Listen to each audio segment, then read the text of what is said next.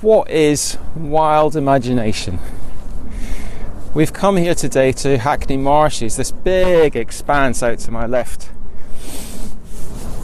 which also has the River Lee running down along its edges on my right. Come here today because the River Lee, when I walk along its banks, evokes one of my earliest memories from 3 or 4 years old by a highland stream, hanging around while my grandfather was fly fishing. I want to tell you about that memory because it's the root inspiration for what I'm exploring here and calling wild imagination. So let's get down and get closer to the water.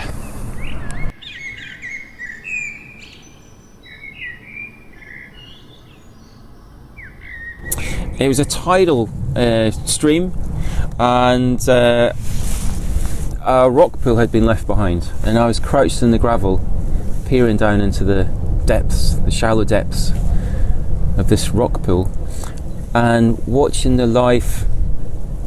Millie's just swam into shot there, very good. I was watching the life of this little fish cruising around amongst the weeds. And I remember when I moved my hand across and the shadow hit the fish, how it froze and how my breath froze. And then the joy when the fish moved again. And the second key thing about this memory is that I was just unself-consciously drawn down into the thinking and feeling of this small fish. And what I imagined was that this fish was wondering how it had been left so alone in the world, and it was searching for its siblings.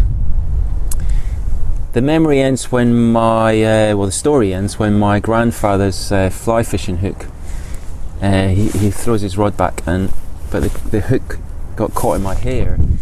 And when I tell the story, people imagine I remember it because of the steel barb against my scalp. Maybe, I'm open to that, but I like to think I remember it for other reasons.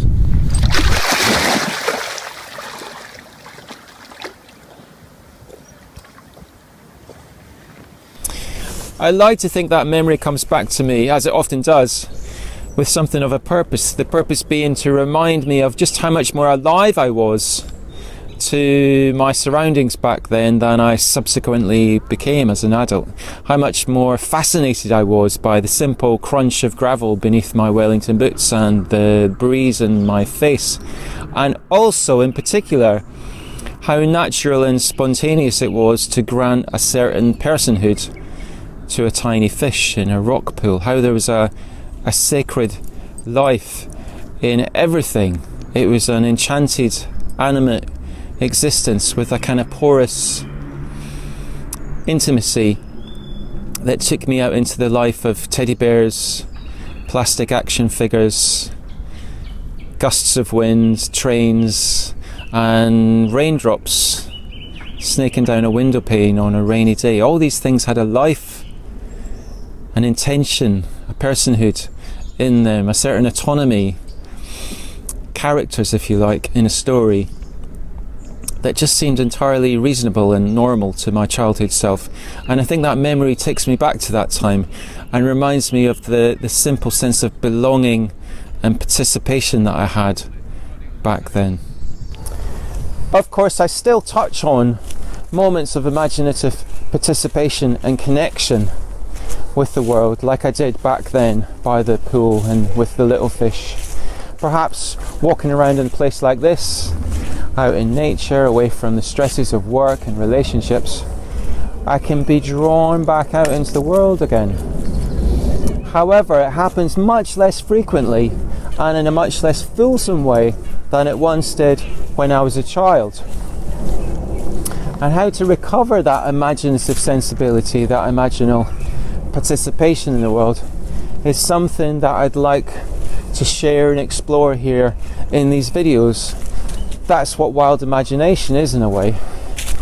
And I'd also like to understand how that's come about. How did it get killed off? It seems to me the education system, growing up in our culture, we learn really well that imagination is somehow a pejorative, make-believe, imaginary made up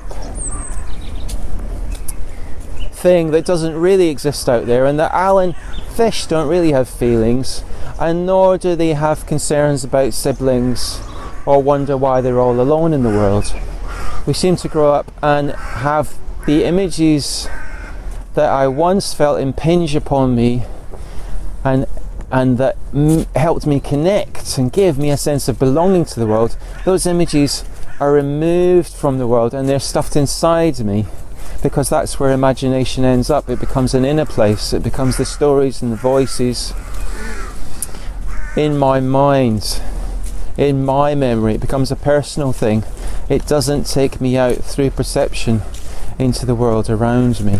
What if those memories of childhood imagination are so much more than like a naive developmental phase that I need to simply grow out of and toss aside as an encumbrance so that I can get on and be a rational adult and not be caught up in silly make-believe stuff?